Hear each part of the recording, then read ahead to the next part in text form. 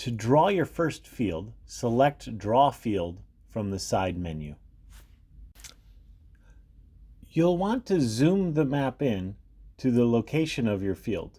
You can do this by using the search bar or by using the location icon to zoom in to your present location.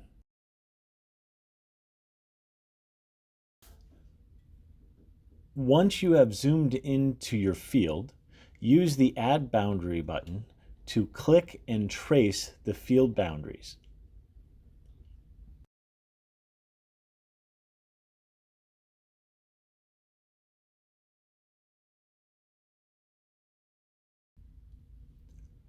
Once you have completed drawing the field boundaries, you can add an additional boundary or you can add a cutout to the field.